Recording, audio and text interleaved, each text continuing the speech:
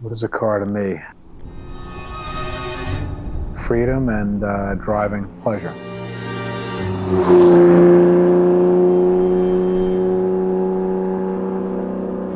So my dad was Joe Buzzetta, and he had a tremendous passion for racing and started in the late 1950s with British cars. He had an Austin Healey, and shortly thereafter decided, Porsche would be the better car. I think he was being beat by Porsches and seeing that they were more reliable on the track. So he went out and bought himself a Speedster. He joined the military, I think, in 1958, and he did his 4-year stint, 2 of which were in Germany and Frankfurt. So while he was there, he did some racing in Europe, and probably 64, he gained the notice of the factory, invited him to be part of the team. The back of his shop was the race shop, and it was probably the first time I saw a race car. It was probably a 906 maybe then, because I know it was white, likely a 906.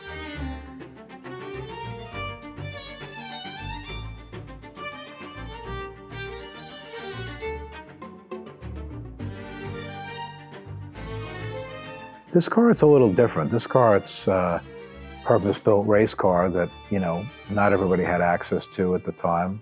And it was very well designed to be a road car or a race car, but mostly a race car.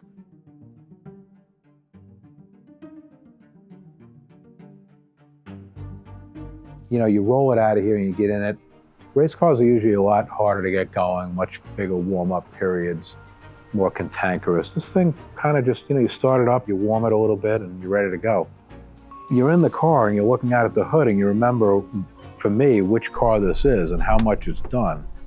And the people that have been behind that wheel, very much a privilege. And also, I very much feel like just a caretaker of this thing.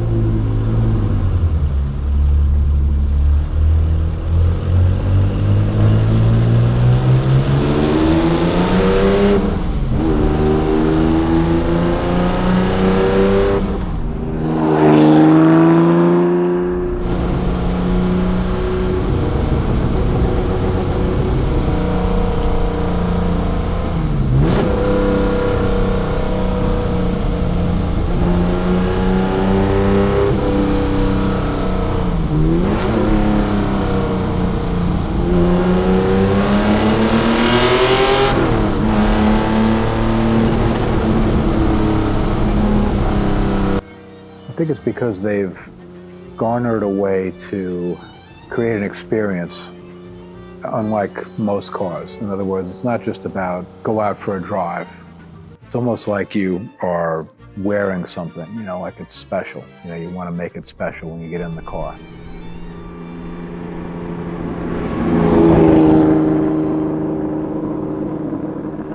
This was an early car, first of all, 005. They built, I think, 110 cars altogether. This car was a factory racer from day one, and it was, in 1964, was entered in pretty much every race that it could be entered in.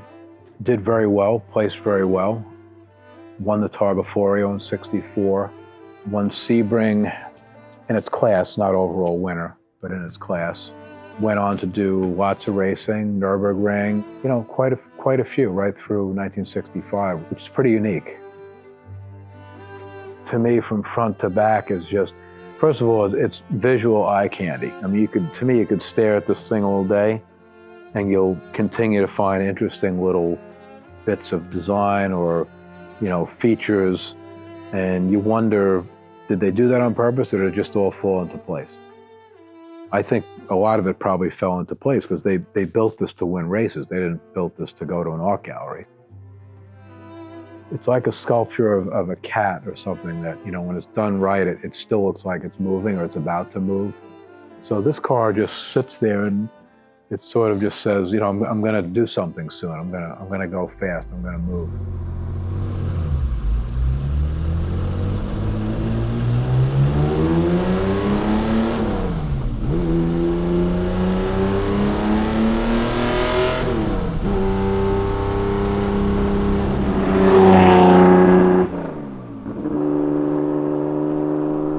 this was sort of the beginning of the mid-engine era.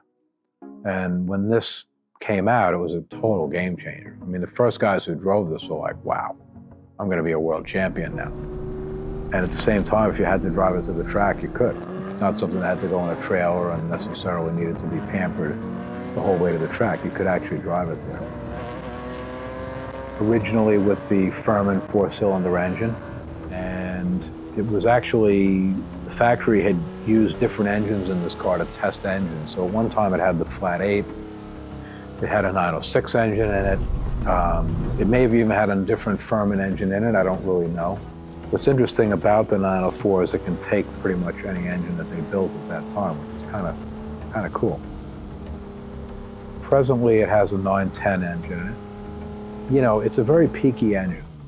You know, being small displacement, being high revving, designed to really be, you know, over 6,000 RPM. So when you drive it, if you're not familiar with it, or you expect it to behave like a 911, it just doesn't. You know, a 911 is, you know, from 2,500 up to, let's say, 6,500, you have a really nice meaty power band. This car doesn't. This car is really from about 5,000 up is where it really, you know, pushes you in the seat.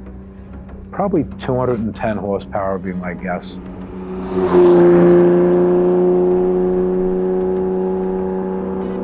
1,600-pound car, so it's pretty quick.